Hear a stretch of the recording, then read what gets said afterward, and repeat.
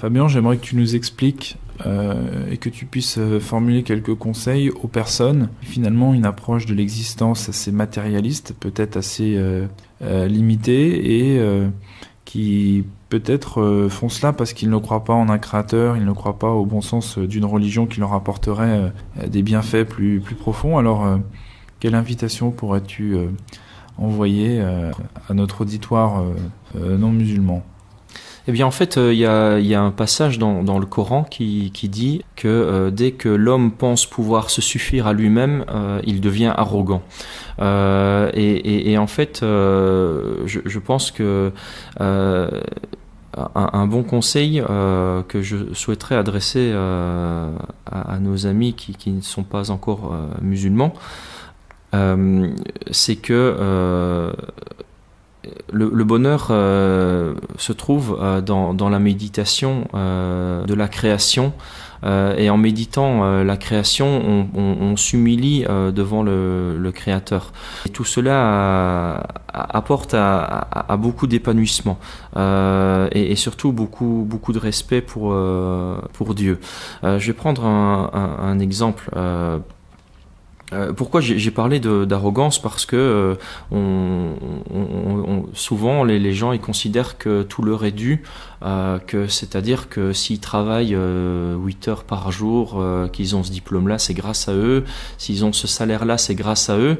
Alors que il suffirait qu'ils soient nés non pas en France ou au Luxembourg, mais en Somalie pour travailler 2 fois plus et avoir 3 fois moins ou 10 fois moins de salaire, de sorte à ce qu'ils aient difficile à subvenir à leur famille.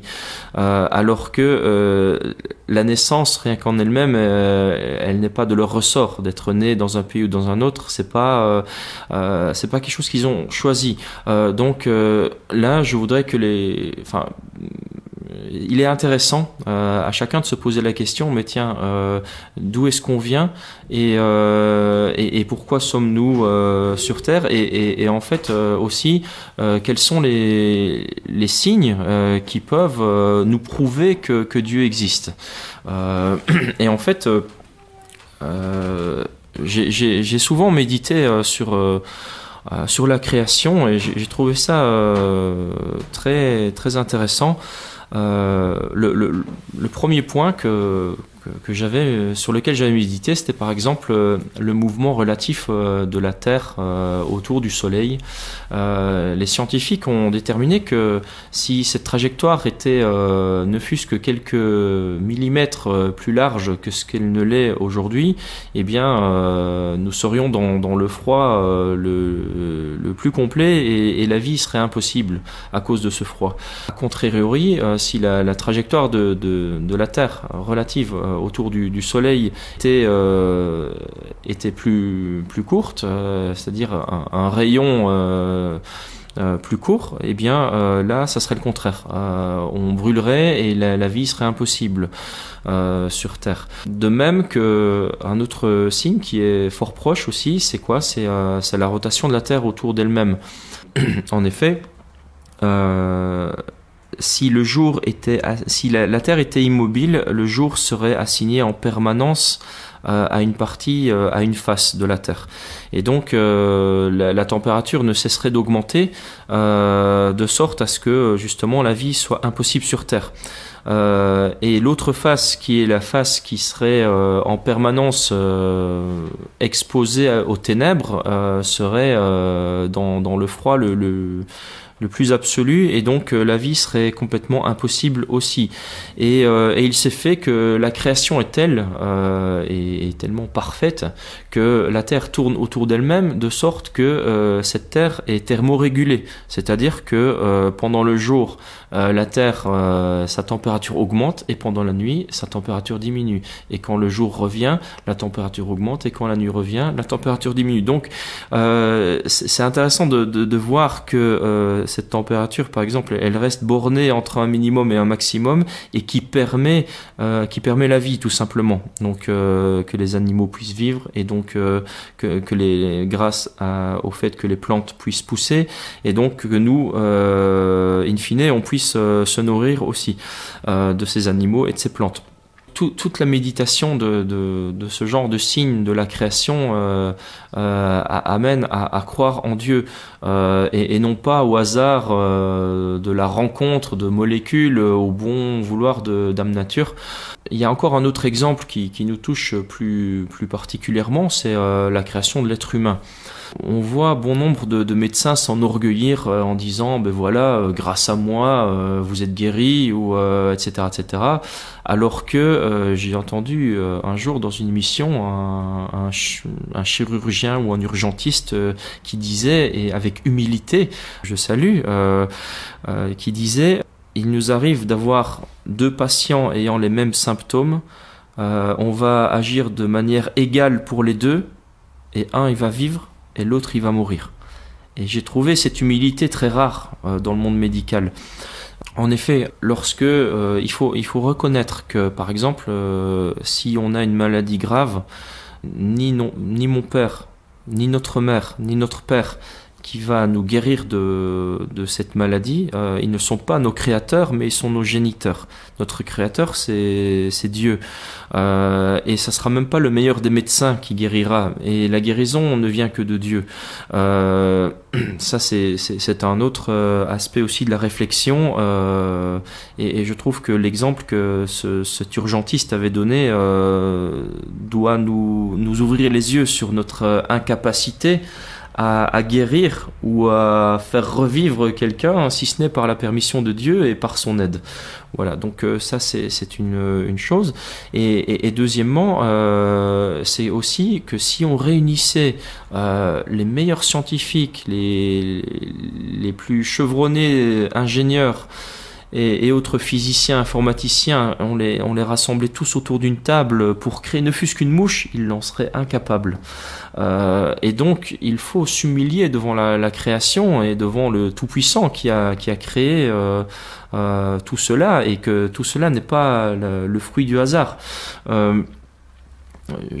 J'avais encore j'ai pas mal d'exemples qui m'ont vraiment qui m'ont fasciné à force de méditer. Donc je vais continuer sur cette lancée du corps humain. Encore un autre point, c'est la température corporelle. On parlait de ce magnifique je parlais de ce magnifique signe, de ce magnifique miracle de la création de la Terre, qui est la thermorégulation de la Terre. Cette température qui reste entre un minimum et un maximum chaque fois, qui permet la vie. Eh bien, il en est de même du corps humain qui, par exemple, il est à une température d'un peu moins de 37 degrés. Et cette température elle reste constante lorsqu'on va à l'extérieur, qui fait moins 10 degrés, ou qu'il fasse 40 degrés, notre température, elle restera toujours à la même température constante de un peu moins de 37 degrés.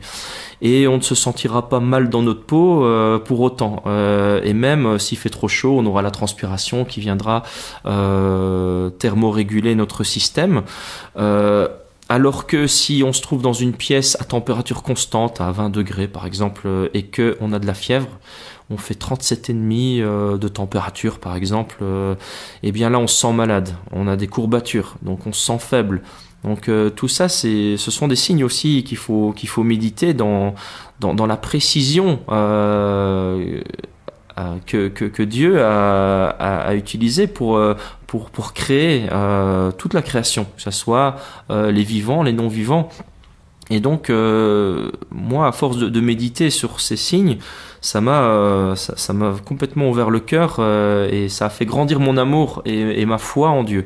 De même, lorsque encore une petite anecdote, lorsque je me suis promené dans mon jardin, je me suis dit je vais un petit peu je vais ramasser je vais aller cueillir mes carottes, et puis mais je me suis dit dans un jardin de manière générale, on peut trouver des carottes, on peut trouver des pommes de terre, on peut trouver des radis. Mais Dieu a tellement fait les choses d'une manière parfaite qu'il a permis aux gens par les feuilles de ces aliments qui sont plantés, et bien de pouvoir les distinguer, de sorte à ce que si moi j'ai besoin de carottes, j'irai déplanter les carottes parce que je les reconnais par leur feuillage, par leur verdure. Et donc ça c'est aussi un des signes qui me fascine. Encore un autre sur les fruits, la fraise par exemple, on pourrait prendre l'exemple pour n'importe quel autre fruit, la banane. La fraise, lorsqu'elle est verte, on a compris qu'elle n'est pas bonne à manger. Et puis lorsqu'elle devient d'une belle couleur rouge, eh bien, elle est succulente à manger. Et en cela, le croyant que je suis a compris que c'est Dieu qui a voulu donner des signes aux gens pour leur faciliter la vie, pour avoir des petits indices pour nous orienter, pour nous guider. Et donc là, voilà, je ne cesse de m'émerveiller devant la création et devant la beauté de la perfection qui nous entoure. C'est pourquoi, moi, en tant que musulman, j'ai décidé d'adorer Dieu uniquement. Pourquoi ? Parce que avec tous ces signes qui m'entourent, j'ai compris que c'est Dieu, l'unique créateur, l'unique Seigneur qui a fait tout cela dans la perfection et à la perfection. Et donc, moi, je me sens dans l'obligation de ne pas lui associer dans mon adoration à qui que ce soit et de me tourner exclusivement vers lui.